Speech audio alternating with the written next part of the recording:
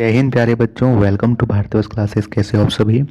तो बच्चों, आज हम लोग करेंगे कक्षा 6 विज्ञान की ओर में अध्याय 15 के प्रश्न उत्तर। अध्याय 15 का नाम है स्वच्छता की ओर बढ़ते कदम।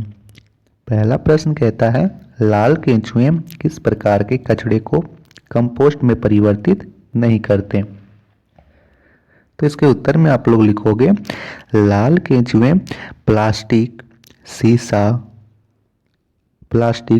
लोहा, शीशा इत्यादि को कंपोस्ट में परिवर्तित नहीं करते। ठीक है, ये आप लोग लिखोगे प्रश्न संख्या 1 का उत्तर।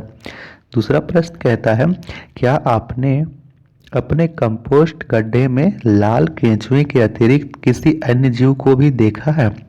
तो देखिए बच्चों, कचड़े में बहुत सारे जीव होते हैं जो खुली आंखों से दिखाई नहीं देते।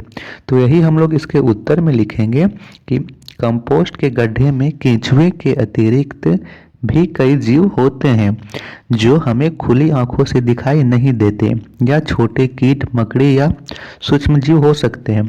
और उसका चित्र बनाने को कहा गया, तो आप लोग ऐसे करके कुछ चित्र बना देना, या फिर ऐसे करके जो बहुत सारे कचड़े में बहुत सारे जीव होते हैं, आप जब देखोगे तो ऐसे आपको चित्र बना देना है कुछ इस टाइप का। ठीक है, मैं यहाँ पे जिस तरह बना रहा हूँ आपको भी उसी टाइप का यहाँ चित्र बना देना है। ठीक है, ये सब कचड़े में जीव होते हैं। तो चलिए अब हम लोग देखते हैं प्रश्न संख्या 3। प्रश्न संख्या 3 कहता है, घर में बचे हुए भोजन का आप क्या करते हैं। जो भोजन बच गया घर में, तो वो आप क्या करते हो।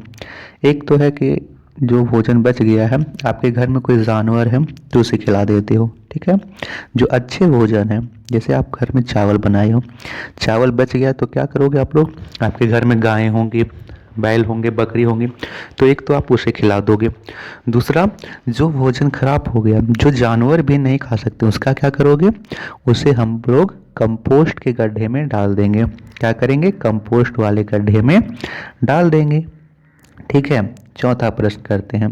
चौथा प्रश्न कहता है, यदि आपको एवं आपके मित्र को किसी पार्टी में प्लास्टिक की प्लेट अथवा केले के पत्ते में खाने का विकल्प दिया जाए तो आप क्या चुनेंगे और क्यों।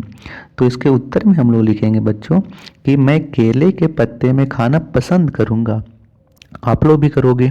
क्यों करोगे, क्योंकि केला का पत्ता जल्द ही कंपोस्ट में परिवर्तित हो जाएगा, जबकि प्लास्टिक जल्दी कंपोस्ट में परिवर्तित नहीं होते और ये पर्यावरण को नुकसान पहुंचाते हो, है ना।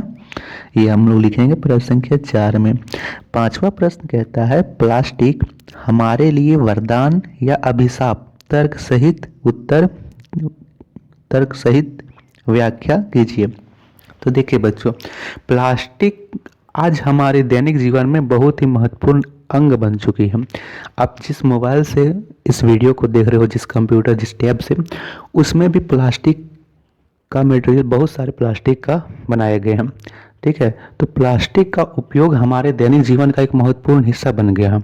हम लोग कई जगह में प्लास्टिक का उपयोग करते हैं, लेकिन हमें प्लास्टिक का उपयोग में सावधानी रखनी चाहिए। यानी देखिए, हम जैसे बाजार जा रहे हैं सब्जी लाने के लिए, तो उसमें हम लोग क्या करेंगे, कपड़े के थैले लेके जाएंगे।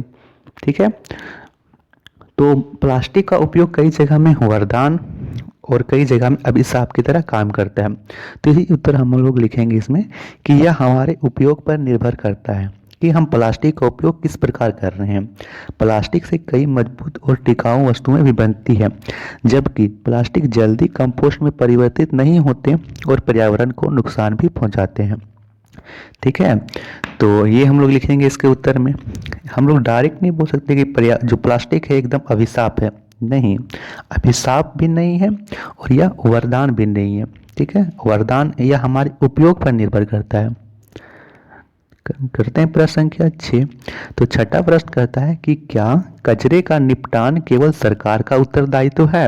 अपने उत्तर का कारण लिखिए। ठीक है, तो इसके उत्तर में लिखेंगे हम लोग बच्चों कि नहीं, कचरे का निपटान केवल सरकार का उत्तरदायित्व नहीं, हमारा भी है।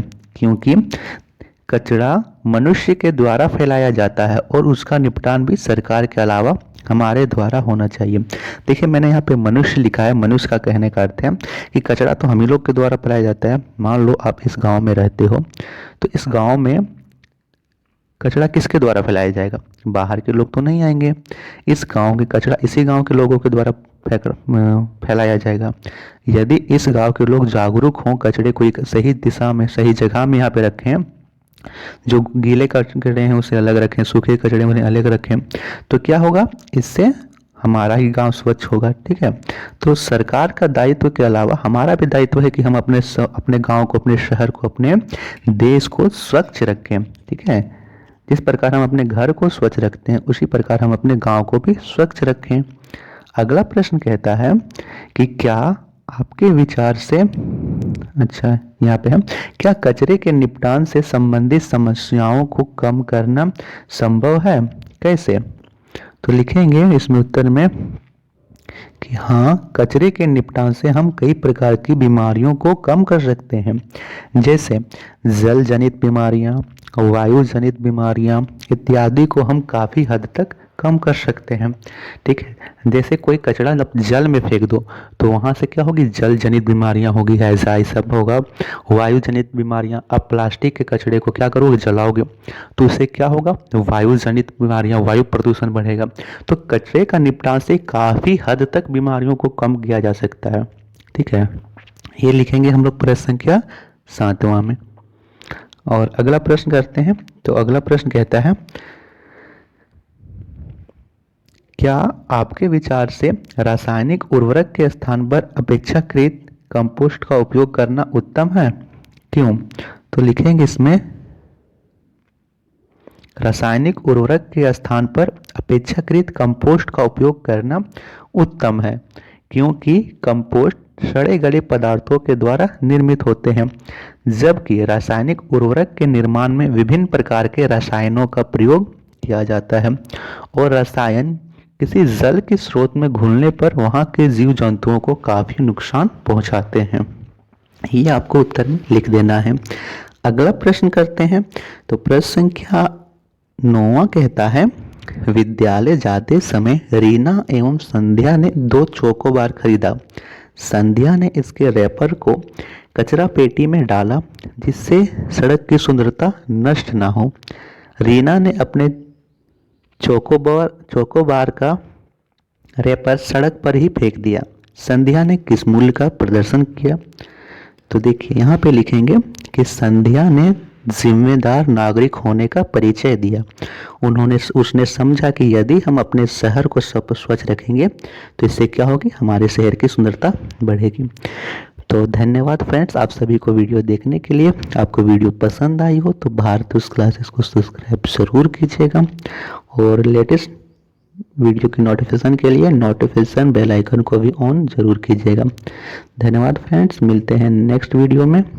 तब तक आप अपने पढ़ाई को करते रहिए। तो साइंस का सारा सिलेबस मैंने कंप्लीट करा दिया। साइंस के जितने भी चैप्टर हैं सारे के क्वेश्चन आंसर मैंने करवाया है, आप सभी वहाँ से देख सकते हो। प्लेलिस्ट भी बनी हुई है। तो धन्यवाद।